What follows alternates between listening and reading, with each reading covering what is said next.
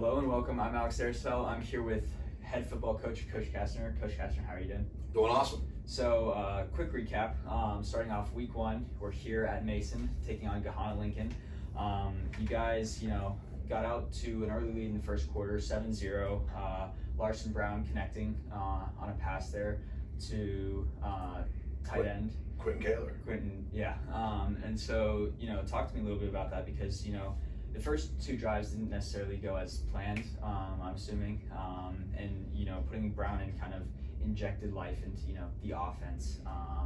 So can you talk to me a little bit about, what goes into the decision of, how do you make that decision to put him in and kind of... Well, I think it started with the defense, obviously stopping Gahanna, the first couple series and doing what they did really well all night long. But then we were finally able to get going a little bit, and we were winning the field position battle, so we were able to flip the field and get control of field position.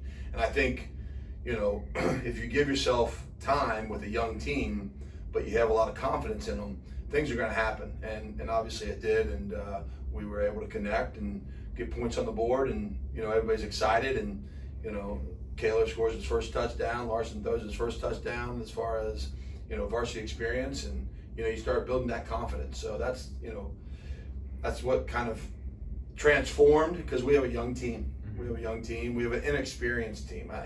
We have some older guys that are playing for the first time, so it's hard to kind of put it into words exactly what we had going into game 1, but it was big to get points on the board. And just how great is it to have like that atmosphere there? You got the whole student section, the black hole, the band. How did that kind of play into the teams? Well, it was a big night.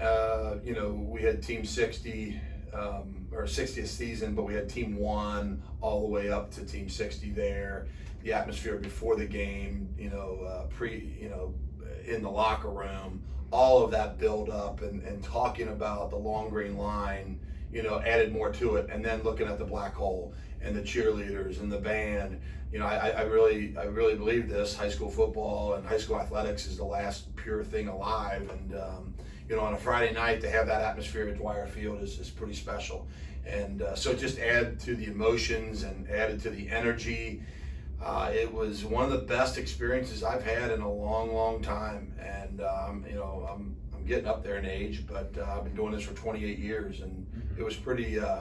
It was pretty surreal, actually. It was pretty cool. Yeah. So going back to like what you said, the defense, incredible performance. Jack Bates, he had 7 solo tackles, plus that he forced the fumble in the end zone.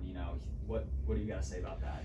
Well, I think it's a complete team effort. Defense definitely did their job. They showed up. Maybe they were a little bit in front of the offense or special teams in general, but if you think about it across the board, our numbers were really good.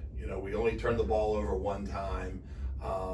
Defensively, they did what we've done for years. We played great, stingy, get after it, 9-5-9 defense.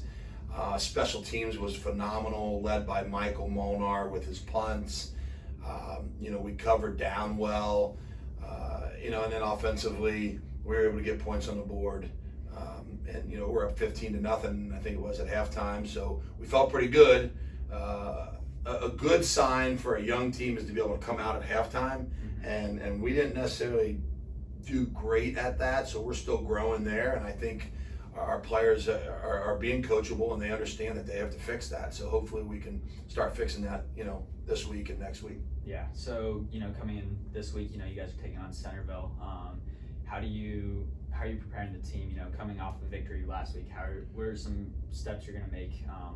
Like you mentioned, coming out at halftime, and what can we expect to see? Well, our philosophy is it's a great week to go 1-0, so we attack each day and each week separate. So we enjoy that win and try to take it to the last second on Sunday to really enjoy that win and enjoy that competition and just truly try to breathe and exhale, because you put so much time into the competition, into that game, so that you perform at a high level, and then you got to exhale a little bit and then get ready for that next opponent. So it doesn't change. It's a great week to go 1-0 this week, and Centerville has to be is our opponent, but we as a young team have to get better each day and each rep you know, Monday and Tuesday and Wednesday, we attack a different area of our offense or our defense, and so we build on that, and we try to make sure that we don't lose any time. We're efficient, so that's kind of how we are. It sounds boring to some, but it's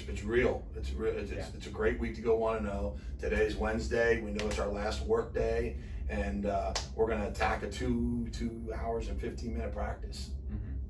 Yeah, well, we definitely look forward to seeing you guys on Friday. Best of luck, and thanks again, and we'll see you guys next week on Catching Up with Castner.